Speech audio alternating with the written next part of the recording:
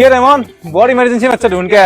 এই দোষ বৰ বিপদত পৰিছো কি বিপদত পৰিছো নুবুদ্ধি পইচা অলপমান ধাৰে দি পইচা লাগে তো টেনশন কৰি লৈছে পইচা লগতে আছে মোৰ কেই টকা লাগে কো খালি যেই টকা লাগে সেই টকাই দিম কিন্তু কি বিপদত পইচা সঁচা কথা ক'ব লাগিব এই দোষ তই বুজি কিয় নাপা বিপদটো কিয় লাগে পইচা অলপ ধাৰে গুচ্ছি ধাৰে নাথাকে নহ'ব তোক যি লাগে সেয়ে দিম কিন্তু তই বিপদটো ক'ব লাগিব মোক এ ভাই কি কম মই নতুনকে ড্ৰাগছ খাৱা শিকছো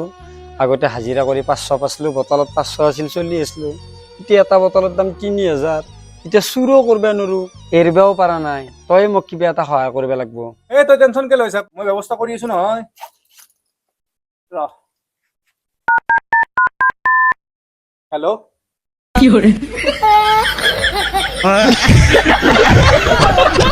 নমস্কাৰ নমস্কাৰ তো আজিৰ ভিডিঅ'টো আমাৰ ফানি আছিলে তো তাৰ কাৰণে আপোনালোকে বেয়া নাপাব কথাটো হ'ল এতিয়া বৰ্তমান যেটো হাৰত মানে ড্ৰাগছ বাঢ়ি যায় আছে আমাৰ অসমত বহুত জায়গাতে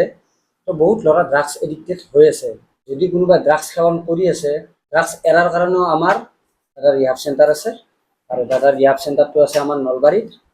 তো দাদাই অলপ কথা ক'ব আপোনালোকে কথাখিনি শুনি লওক আৰু আজিৰ ভিডিঅ'টো কিন্তু আপোনালোকে প্লিজ শ্বেয়াৰ কৰি দিব কাৰণ আমাৰ অসমৰ বহুত ল'ৰা ধ্বংসৰ পথত যাই আছে দাদা কওক হয় নমস্কাৰ যিহেতু চবে গমে পায় আমাৰ চেণ্টাৰখন নলবাৰীত উপস্থিত আজিৰ ডেটত কথাটো হ'ল কি যে আমি কেতিয়াও নিবিচাৰোঁ কি আমাৰ নিজৰ কোনোবা অসমীয়া ল'ৰা এজন আজি ক্ৰাইচিছত আহি কিনে কিবা এটা ক্ৰাইম কৰক বাহিৰত যাৰ ফলত তেখেতৰ ঘৰৰ মানুহ তেখেতৰ আত্মীয় মানুহখিনিয়ে যাতে কিবা লাজৰ সন্মুখীন হ'ব লগা হ'ব সেইটো আমি কেতিয়াও নিবিচাৰোঁ সেইবাবে যদি কোনোবা এনেকুৱা ধৰণৰ ব্যক্তি যোন বোলে এনেকুৱা এটা চিটুৱেশ্যনত ভুক্তভোগী হৈ আছে তেন্তে হেল্পৰ কাৰণে আগবাঢ়ি আহক হেল্প খোজাটো একো লাজৰ কথা নহয় যদি কাৰোবাৰ লাইফত এনেকুৱা ধৰণৰ প্ৰব্লেম আছে সঁচাকে কাৰণ বেমাৰ কেতিয়াও মানুহৰ জাতিকুল চাই কিনে নহয় বেমাৰ কেতিয়াও মানুহৰ ঘৰ দুৱাৰ চাই কিনে নহয় বেমাৰ মানুহৰ হৈ যায় চ' সেইটো হিচাপে